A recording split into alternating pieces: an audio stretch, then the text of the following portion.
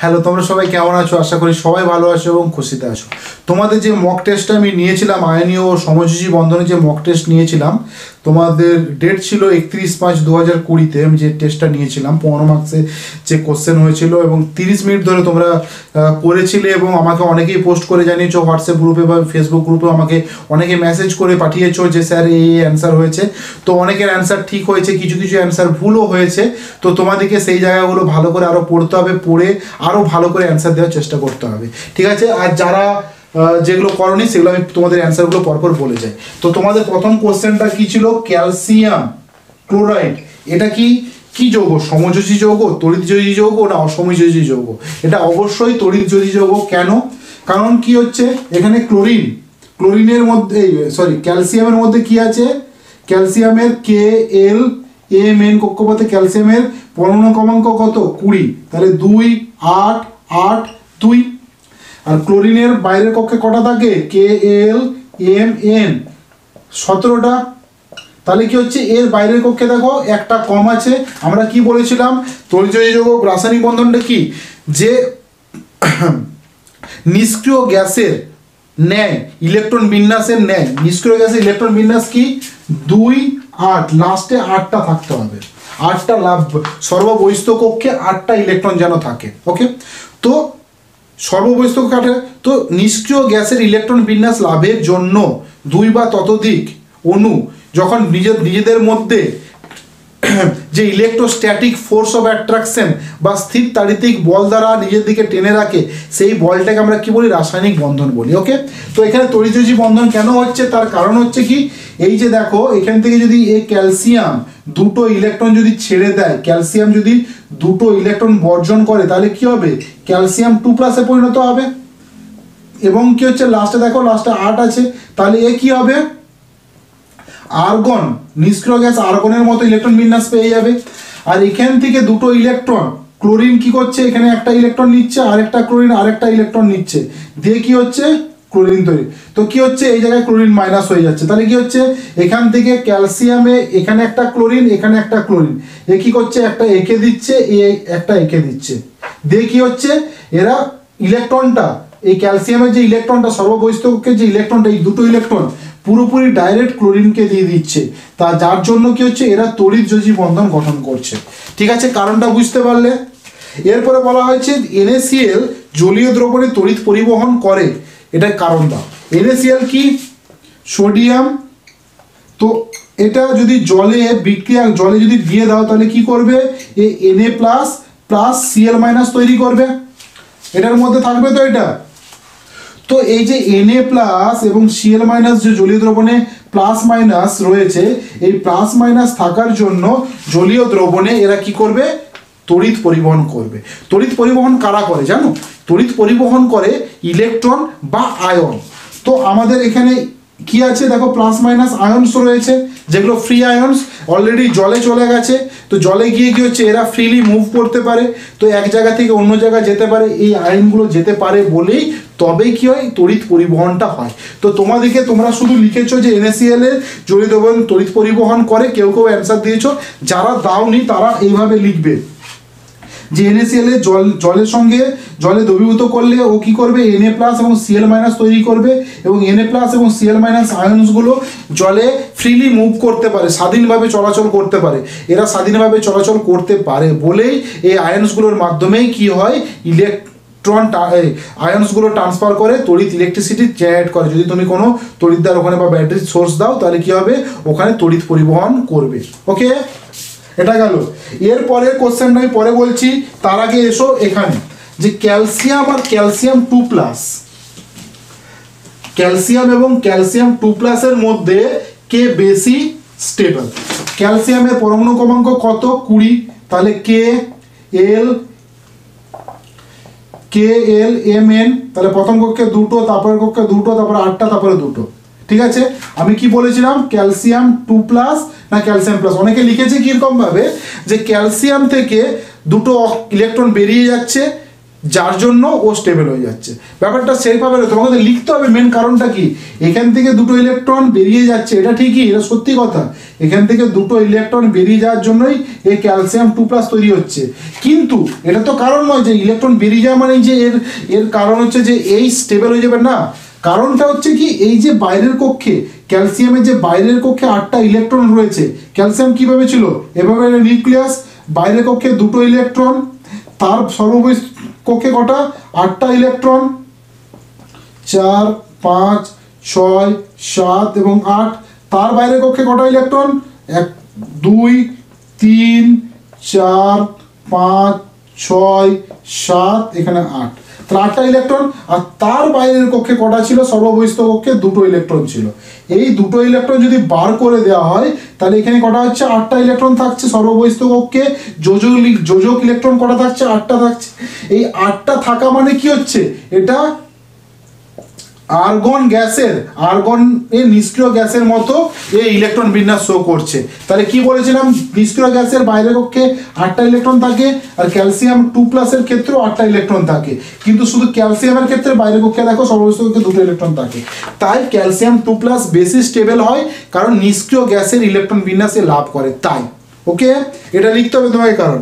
আর রাসায়নিক বন্ধন আমি বলেছি যে প্রথমেই যখন আমি বললাম যে রাসায়নিক বন্ধন কাকে বলে, যে নিষ্ক্রিয় গ্যাসের ইলেকট্রন বিন্যাস লাভের জন্য 2 বা ততোধিক অণু যখন অণু বা পরমাণু যখন কি করে, অণু যখন নিজেদের মধ্যে ইলেকট্রন ত্যাগ বা গ্রহণ করে বা গ্রহণ বা বর্জন করে নিজেদের মধ্যে স্থির তাড়িতিক আকর্ষণ বল দ্বারা আকর্ষণ করে, সেই বলটাকে বলা হয় রাসায়নিক বন্ধন। ওকে, বইয়ে তোমাদের সুন্দর করে আছে, তোমরা সেটা দেখে নেবে, ঠিক আছে। এরপরে বলা হচ্ছে তড়িৎযোজী যৌগগুলি কখন কোন অবস্থায় তড়িৎ পরিবহন করে এবং কেন। সিম্পল, গলিত অবস্থায়, গলিত অবস্থায় এবং দ্রবীভূত অবস্থায়। দ্রবীভূত মানে কি, কোনো জলে দ্রবীভূত, তুমি যদি পোলার দ্রবণ, তুমি কোনো কিছু যদি জলে দ্রবীভূত করলে কি হচ্ছে, আয়নসগুলো ফ্রিলি মুভ করবে। আর গলিত মানে কি, ওটাকে যদি তুমি তাপ দিয়ে গলিয়ে দাও তখন কিছু গলিত অবস্থায় থাকবে, তখন কি করবে, আয়নসগুলো মুভ করতে পারবে। তাহলে এই দুটো অবস্থাতেই গলিত মানে বুঝতে পারছো কিরকম, যে লোহাকে যদি গলিয়ে দিই, লোহা কি হবে, একবার তরলের মতো হয়ে যাবে, সেইটাকে বলা হচ্ছে গলিত অবস্থা। দ্রবীভূত মানে কি, কোনো একটা সলভেন্টে মানে কোনো একটা দ্রাবকে ওটাকে গুলিয়ে দেওয়া হয়েছে, বুঝতে পেরেছো। তো এই দ্রবীভূত অবস্থায় এবং গলিত অবস্থায় তড়িৎ পরিবহন করে। এরপরে কি হচ্ছে, MgCl2, এটা আমি মুছছি। MgCl2 এর ক্ষেত্রে আমি বলেছিলাম যে আয়নীয় বন্ধন কি হবে সেটা বলো, আর তার গঠন চিত্র বর্ণনা করো। অনেকে কিন্তু ঠিকঠাক করনি, জানো তো, তোমাদের কিন্তু এই জিনিসটা আমি আশা করিনি তোমরা এটা করতে পারবে না, এটা আমি আশা করিনি। তাহলে কি হচ্ছে, প্রথমে লিখবে এভাবে MgCl2, তাহলে Mg এর ক্ষেত্রে কি হবে আর Cl এর ক্ষেত্রে, Mg পরমাণু ক্রমাঙ্ক কত, 12, তাহলে KLMN এর ক্ষেত্রে KLMN 2, 8 এবং 7, এর ক্ষেত্রে 12, 2, 8, 10, 2, 12, তাহলে সর্ববহিঃস্থ কক্ষে দুটো ইলেকট্রন, এর সর্ববহিঃস্থ কক্ষে 7টা। তাহলে কি করবে, এই দুটো ইলেকট্রন কি করবে, এই ক্লোরিনকে দিয়ে দেবে। তাহলে মেন কি করবে, ম্যাগনেসিয়াম দুটো ইলেকট্রন রয়েছে সর্ববহিঃস্থ কক্ষে, এর ডাইরেক্ট কি করবে, ক্লোরিনকে দিয়ে দেবে। ক্লোরিনের সর্ববহিঃস্থ কক্ষে কটা আছে, 7টা, 3, 1, 2, 3, 4, 4, 3, 7, 1, 2, 3, 4, 5, 6, 7। তো এ কি করবে, ডাইরেক্ট দিয়ে দেবে। ডাইরেক্ট দিয়ে দিলে কি হবে, ক্লোরিনের 8টা হয়ে যাবে, ম্যাগনেসিয়ামের দুটো চলে গেল। তাহলে কি হচ্ছে, বাইরের কক্ষে কটা থাকবে, 8টা ইলেকট্রন। আর এর ক্ষেত্রে কি হয়ে যাবে, পরবর্তীকালে যখন একটা ইলেকট্রন গ্রহণ করবে 2, তাহলে এ ফর্ম করবে কি, MgCl2 ফর্ম করবে। কিন্তু তোমাদেরকে বলেছে গঠন চিত্র অঙ্কন করতে বলেছে, তাহলে তো গঠন চিত্র যখন অঙ্কন করবে তখন এভাবে তোমাকে করতে হবে। এটা নিউক্লিয়াস, এখানে লিখে দেবে এটা নিউক্লিয়াস বলে। বাইরের কক্ষে কটা ইলেকট্রন আছে, 2, তার বাইরের কক্ষে কটা ইলেকট্রন, 8টা, 2, 3, 4, 5, 6, 7 এবং 8। ক্লোরিনের ক্ষেত্রে এবং তার বাইরের কক্ষে কটা ইলেকট্রন আছে, 2, আমি এইখানটা একটা লিখলাম, এখানটা একটা করলাম। ওকে, এবার ক্লোরিনের ক্ষেত্রে করো, বাইরের কক্ষে 2, তার বাইরের কক্ষে কটা আছে, 8টা,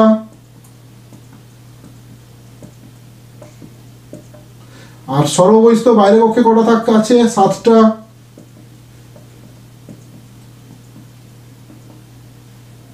তিন, 4, 3, 7। এ পাশের ক্লোরিনটাকে ওভাবে করো,